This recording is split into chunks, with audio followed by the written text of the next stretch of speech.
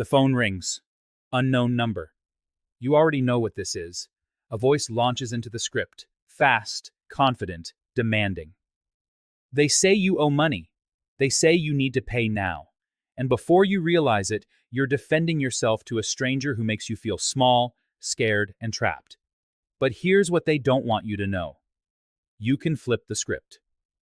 In the next 30 minutes, you'll learn exactly how to talk to debt collectors, what words instantly protect you, and the one trick they hate most, because it kills their leverage before they even realize what happened. Have you ever spoken to a collector who made you feel like you had no options? Tell me in the comments, what did they say? How did you respond? Your story might help someone else watching right now.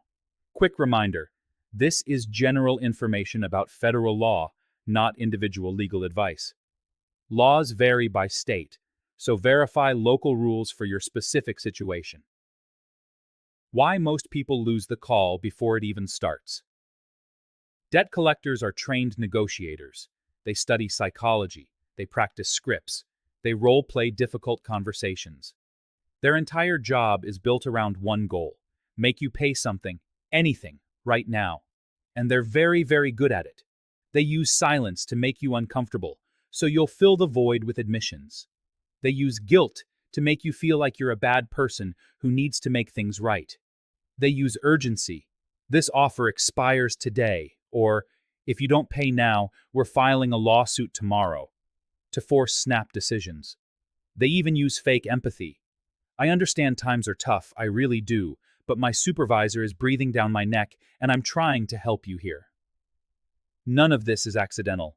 These are psychological tactics designed to push you into saying the exact words they need to hear. Words like, yes, that's my debt, or I know I owe it, I just can't pay right now, or worst of all, I can pay something today.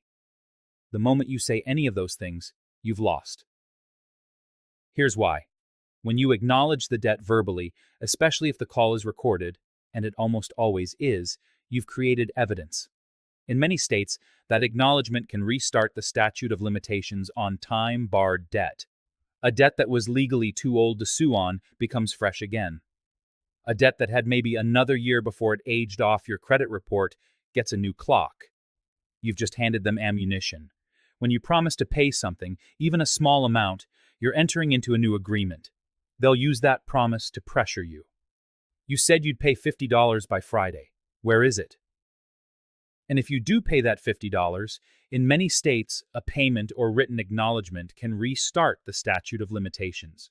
Check your specific state's rules, giving them years more to pursue you legally. So the first rule of talking to debt collectors is this: never confirm, never explain, never promise. Not on the phone, not in the heat of the moment, not when you're feeling pressured or guilty or scared. Your goal in that first conversation isn't to resolve anything. It's not to defend yourself or explain your situation. Your goal is singular. Take control and shift everything into writing where you have time to think, research, and respond strategically. Let me show you what a typical losing call sounds like versus a winning call. Losing call. Collector. I'm calling about an account with Chase Bank. Do you recognize this account? You. Well, I had a Chase card a few years ago, but I thought that was taken care of. You just acknowledged it. Collector. We show a balance of $8,247. Does that sound right? You. That seems high. I thought it was around $7,000. You just confirmed the debt exists and negotiated against yourself on the amount. Collector. If you can pay just $100 today, we can set up a payment plan and keep this from going to court. You. Okay, I can probably do that. You just made a promise on a recorded line. They have you. Winning call. Collector. I'm calling about an account with Chase Bank. Do you recognize this account? You. I don't discuss financial matters by phone. Send everything in writing. Collector. I just need to verify some information first. Can you confirm your social security number? You. No, I do not acknowledge this debt. Send me written validation under the Fair Debt Collection Practices Act. Do not contact me by phone again. All future contact must be in writing. Click. You hang up. See the difference? In the first call, you gave them everything they needed in under 2 minutes. In the second call, you gave them nothing and took complete control. The collectors are playing chess. Most people are playing checkers. The collectors know exactly where the conversation is going before they dial your number. They have a script. They have rebuttals prepared for every objection. They know which psychological buttons to push. You're coming into this cold, unprepared, emotional. It's not a fair fight, so you need to change the game entirely. The one-trick collectors. Absolutely hate. Here's the move they don't expect and absolutely despise. It stops the phone pressure cold, flips the power dynamic, and forces them to prove their case instead of you having to defend yours. It's called the validation demand, and it's your nuclear option. Here are the exact words you need to say, and I want you to write these down, memorize them, or screenshot them right now. I do not acknowledge this debt. Send me written validation as required under the Fair Debt Collection Practices Act. Do not contact me by phone again. All future contact must be in writing. Then stop talking. Don't answer their questions. Don't engage with their rebuttals. Just hang up. No emotion, no argument, just control. Let me break down why this is so powerful. First, I do not acknowledge this debt. You're not confirming anything. You're not admitting you owe money. You're not giving them the acknowledgement they need. In legal terms, you're preserving your defenses, especially if the statute of limitations is close to expiring or has already expired. Second, send me written validation as required under the Fair Debt Collection Practices Act. This is your federal right under 15 U.S.C. 1692 Gs. If you make this request within 30 days of first being contacted, the collector must pause all collection activity until they send you verification. That verification must include at minimum the name of the original creditor and the amount owed. In practice, responsible collectors also provide documentation showing the chain of assignment and account identification. If they don't provide adequate documentation, demand it. Important note: if you request validation after the 30-day window, you still have the right to ask, but they don't have to pause collection efforts while they respond. So timing matters. Use this early, ideally within those first 30 days, for maximum protection. Third, do not contact me by phone again. All future contact must be in writing. Under Regulation F, which updated the FDCPA in 2021, you have the right to specify your preferred method of communication. This also means that more than 7 calls about a single debt within 7 days, or calling again within 7 days after a live conversation, is presumed harassment under Regulation F. By demanding written-only contact, you accomplish several things. You eliminate the psychological pressure of phone calls. You give yourself time to think and research before responding. You create a paper trail of everything they say and claim, and you force them to slow down and think carefully about what they put in writing, because written statements can be used as evidence if they violate the law. Most importantly, they have to prove they actually own this debt. Here's the beautiful part. Many collectors can't. Your debt has probably been sold multiple times. Each time it's sold, documents get lost. The original credit card agreement? Gone. The detailed transaction history showing how the balance accrued? Missing. The assignment documents proving the chain of ownership from the original creditor to the current collector? Incomplete or non-existent. When you demand validation, you're forcing them to produce paperwork they often don't have. And if they can't produce it, they're required by federal law to stop trying to collect. The calls stop. The letters stop. Often, the whole thing just goes away because they can't meet the burden of proof. I cannot overstate how much collectors hate this move. Their entire system is built around phone calls. Phone calls are immediate. Phone calls create pressure. Phone calls catch you off guard. Phone calls let them use tone of voice, silence, and rapid-fire questions to control you. When you take the phone off the table, you've just disabled their primary weapon. Moreover, written communication costs them time and money. A collector can make 50 phone calls in a day. They can only write and mail a handful of letters. Every letter costs postage, printing, staff time to draft and review. Phone calls are cheap and fast. Letters are expensive and slow. You've just made collecting from you unprofitable. And here's the secret weapon within the trick. Once you make this demand and they receive it, send it certified mail with return receipt so you have proof.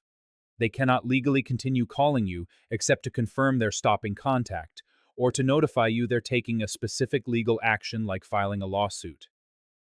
If they keep calling after receiving your demand, they're violating federal law. And that violation gives you the right to sue them for up to $1,000 in statutory damages plus your attorney fees. You've turned from their target into their liability. Let me give you a real example. Sarah owed about $6,000 on an old credit card. The debt was sold to a collector. They called her every day, sometimes twice a day. She felt harassed and scared. She didn't know what to do. Then she learned about the validation demand. She said those exact words on the phone and followed up with a certified letter. The calls stopped immediately. 3 weeks later, she got a letter saying they were unable to verify the debt at this time, and they closed the file. The debt disappeared. Why? Because when the debt was sold the third time, the documentation didn't transfer cleanly. They couldn't prove they owned it. Her one phone call and one letter ended 6 months of harassment. Now, let me be clear about something. This doesn't work if you say it wrong. If you say, "I think I need to validate this," or "Can you send me some paperwork?" They'll just send you a generic letter with your name and a balance and keep calling. You need to be specific. You need to invoke the FDCPA by name. You need to demand they stop phone contact. Precision matters. The law is your weapon, but only if you use it correctly. Let's say you're on the phone with a collector and you haven't deployed the validation demand yet, or they're still within their rights to call. Every word out of your mouth is a potential trap. Collectors are trained to extract information. They're trained to get you talking, because the more you talk, the more you reveal. And they're recording everything, waiting for an admission, a promise, or any piece of information they can use. So your second most powerful tool is silence paired with minimal responses. This is harder than it sounds because humans are socially conditioned to answer questions, to be helpful, to explain ourselves. When someone asks you a direct question, your instinct is to answer. Collectors exploit this. They'll ask things that seem innocuous, but are actually traps. Do you recognize this account? Trap. Any answer other than no is an acknowledgement. Can you verify your social security number for me? Trap. You're giving them information they might not actually have, and you're confirming your identity in a way that could be used against you. What's your current employer? Trap. If they sue you and win, they now know where to garnish your wages. When do you get paid? Trap. They're calculating when to call you back to pressure you right after payday when you have money in your account. How much can you afford to pay today? Trap. Whatever number you say becomes the floor, not the ceiling. If you say, maybe $50, you've just confirmed you have money available and they'll never settle for less than $50. Here's how you handle these questions with minimal information responses. They ask, "Do you recognize this account?" You say, "I don't discuss financial matters by phone. Send everything in writing." They ask, "Can you verify your social security number?" You say, "I don't provide personal information over the phone. Send me written validation of this debt." They ask, "What's your current employer?" You say, "That's not relevant. If you have a legal claim, put it in writing." They ask, "How much can you afford to pay?" You say, "I'm not agreeing to any payment by phone. Send me documentation and I'll review it." Notice the pattern? You're not arguing. You're not explaining. You're not defending yourself. You're just redirecting everything to writing and giving them nothing to work with. Every response is a dead end for them. There's nowhere for the conversation to go. Eventually, they'll give up on the call because you're not giving them anything useful. Now, they'll try to keep you talking. They'll use tricks. Long silence after you refuse to answer. Don't fill the silence. Just wait. Fake concern. I'm trying to help you here, but I need some information. Repeat your script. Mild aggression. If you don't cooperate, this is going to court. That's actually an FDCPA violation if it's a baseless threat. But regardless, just repeat. Put it in writing. The collector script has dozens of branches depending on how you respond. Your script has one branch. Redirect to writing. It's simple. It's boring. It's incredibly effective. Because what can they do? They can't force you to talk. They can't threaten you legally. They can't trick information out of you if you're not engaging. They're stuck. Here's what this looks like in practice. A collector calls, "This is John from ABC Collections calling about an outstanding debt. Am I speaking with your name?" You. Who are you calling for? Don't confirm your identity immediately. Make them say it first. They'll say your name. You can then say, "What is this regarding?" They'll say, "It's about a debt." You immediately respond, "I don't discuss debts by phone. Send me written validation under the FDCPA and do not call again." They might say, "I just need to verify some information first." You. No. Written validation. Do not call again. Click. Hang up. It feels abrupt. It feels almost rude. But this isn't a social call. This isn't a friend asking for a favor. This is a business transaction where the other party is trying to extract money from you using psychological pressure.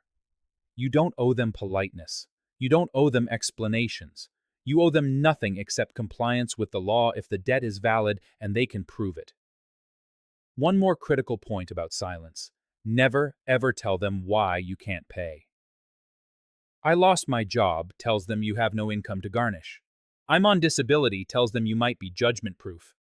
This sounds like it would get them to back off, but actually it gives them information about your finances they can use.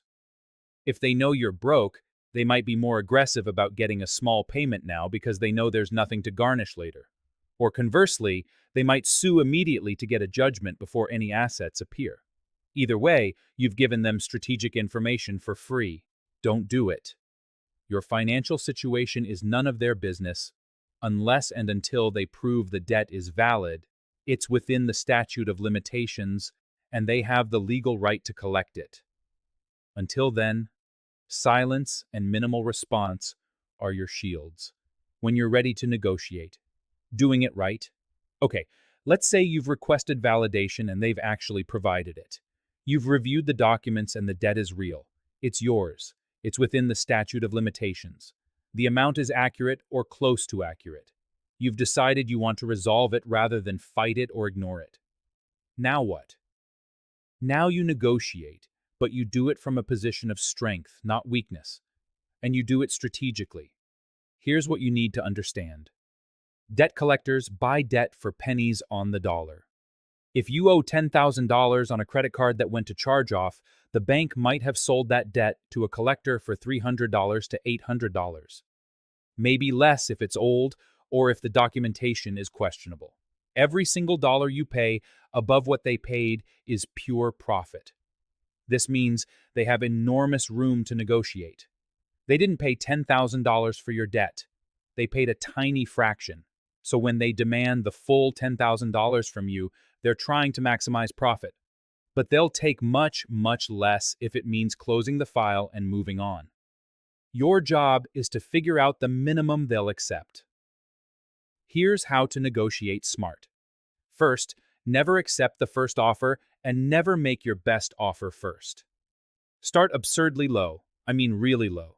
If the debt is $10,000, offer $2,000.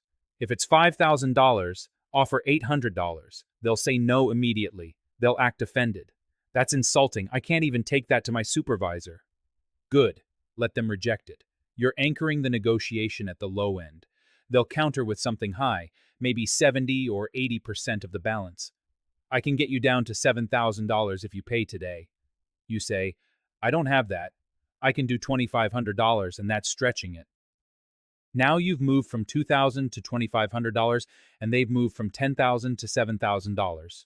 You're negotiating. Go back and forth. Be patient. Let them make the next move. Often they'll call back a week later with a better offer because they need to close files before month end to hit collection targets. This is especially true in the last week of the month or the last week of a quarter. Timing matters. Eventually, you'll land somewhere between 30 and 60% of the original balance for most debts.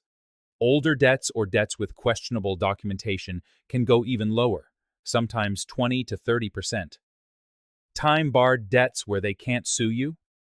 You have all the leverage. They might take 10 or 15% just to get something. Second critical rule: get everything in writing before you pay a single cent. I cannot stress this enough. Do not trust verbal promises. Do not accept, I'll send you the paperwork after you pay. No. Written agreement first, payment second. Always. Be aware that in some states, debt settlements must be in writing to be legally enforceable. Another critical reason to always insist on documentation before paying. The settlement agreement must include several things. 1. The exact amount you're paying. 2. A statement that this payment resolves the debt in full and no remaining balance will be pursued. 3. A statement that they will not sell any remaining balance to another collector. 4. How the account will be reported to credit bureaus, ideally as paid or settled, clearly noting the resolution. 5. A timeline for when they'll file dismissal if there's an active lawsuit. Get this in writing on their letterhead, signed by someone with authority. Keep copies forever. Because here's what happens if you don't. You pay them $4,000 to settle a $10,000 debt. 6 months later, a different collector calls claiming you still owe $6,000. You have no proof the debt was settled.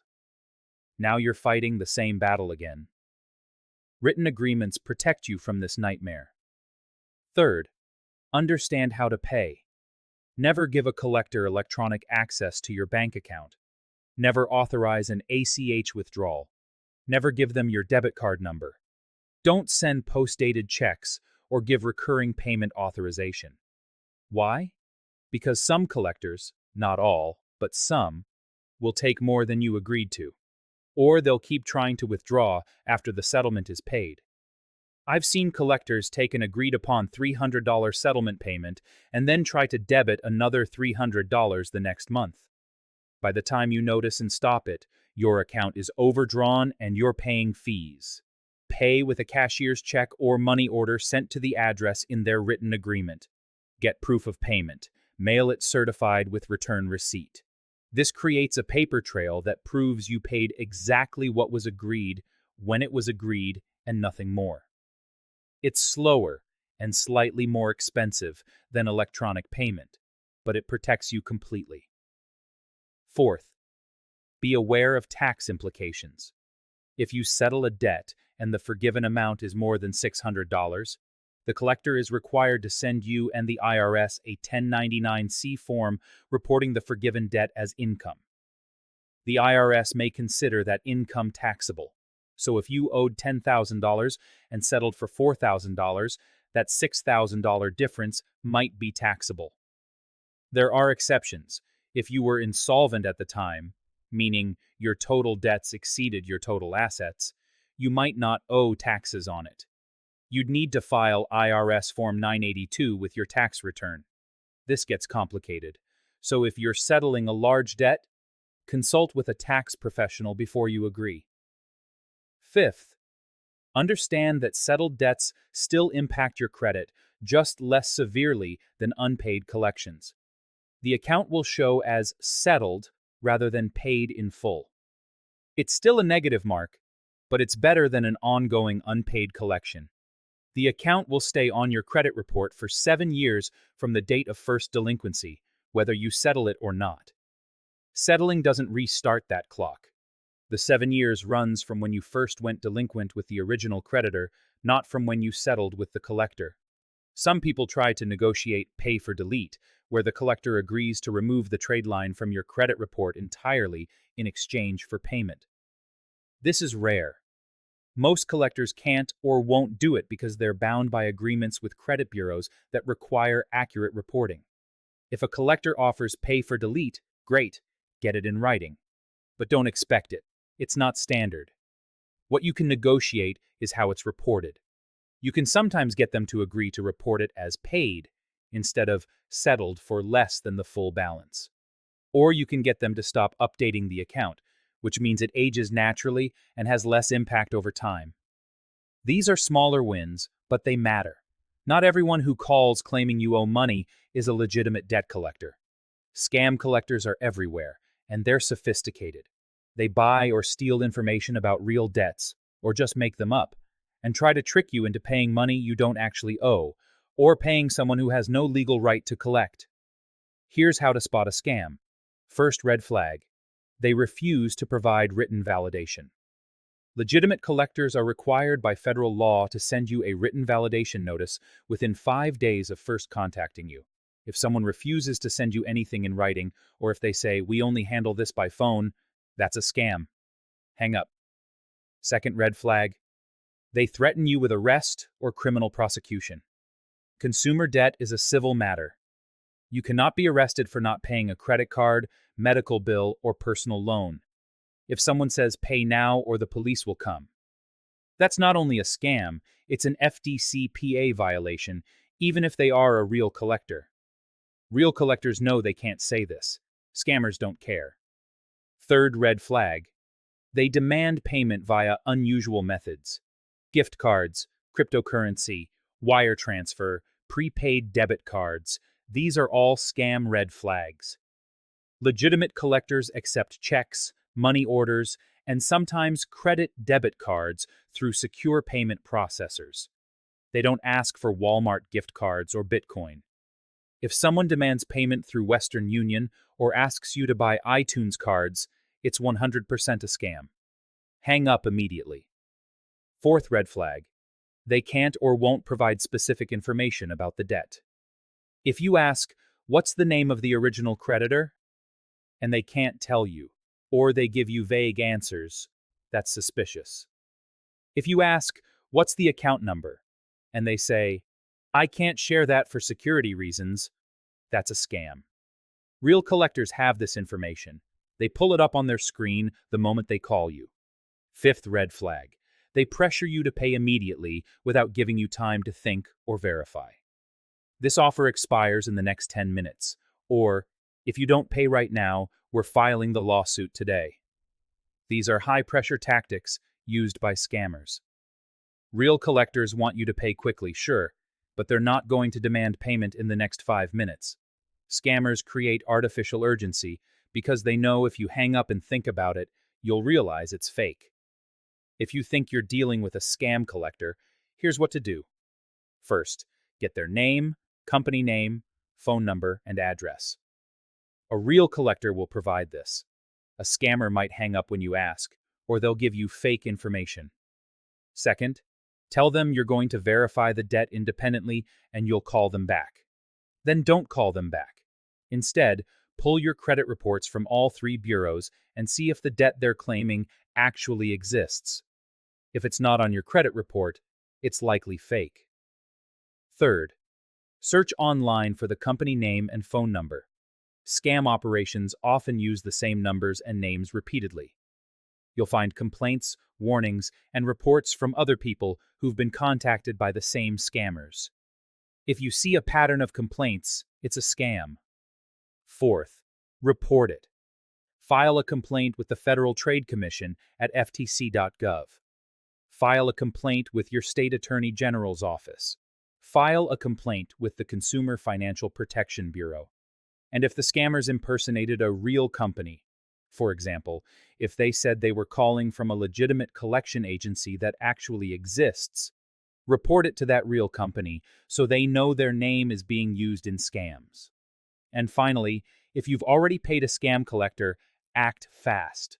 Contact your bank immediately if you paid by check or card. You might be able to stop payment or reverse the transaction. If you paid with a wire transfer or gift cards, the money is probably gone, but you should still report it to law enforcement and file a complaint with the FTC. Sometimes they can track down scam operations if enough people report them. One more note. Sometimes legitimate collectors act so aggressively or unprofessionally that they seem like scams. The line can blur. Just because someone is rude or pushy doesn't mean they're fake. But if they're violating FDCPA rules, calling at prohibited hours, threatening arrest, refusing to validate, contacting third parties, they're breaking the law whether they're real or fake. Document the violations and consider consulting with a consumer rights attorney about suing them.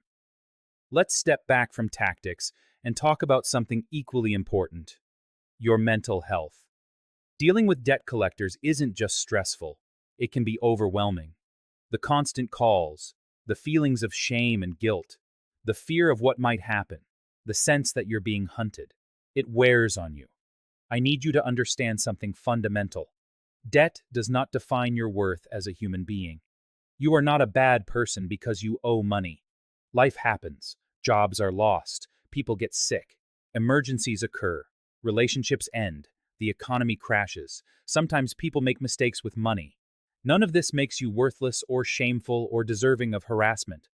Collectors will try to make you feel guilty because guilt is profitable. If you feel terrible about yourself, you're more likely to pay just to make the feeling stop, even if you can't afford it. But their goal isn't to help you become a better person or to teach you a lesson. Their goal is to extract money. The shame they try to create in you is a business tactic, nothing more. So separate the debt from your identity. Yes, you might owe money. That's a financial problem. It's not a character flaw. It's just a problem that needs solving, like a leaky pipe or a broken car. If the stress is overwhelming, please reach out for help. Talk to someone you trust, a friend, family member, therapist. Many communities have free or low-cost mental health services. The 988 Suicide and Crisis Lifeline is available 24/7 if you're in crisis. Your life has value beyond your financial situation. Also, set boundaries to protect your peace of mind. You have the legal right to tell collectors to stop calling. Use it. Send that cease and desist letter. Yes, it means they might sue if they're serious about collecting, but constant harassment while you figure out your options isn't helping anyone. Block unknown numbers if you need to. Set up a Google Voice number specifically for dealing with collectors so they're not calling your main phone. Create a separate email for debt-related correspondence. These boundaries help you contain the stress. And remember, this is temporary. Debt collection doesn't last forever. Either the debt gets resolved, or it becomes time-barred, or you file bankruptcy. Even the worst credit damage fades over time. 7 years from the date of first delinquency, the negative marks fall off your credit report. This chapter will end. You will get through it. Let's bring this all together into concrete steps you can take right now. Step 1. If you get a call from a collector and you're not prepared, don't engage. Say, "I need to verify this debt. Send me written validation under the FDCPA. Do not call again." Then hang up. Step 2. Send a written validation request.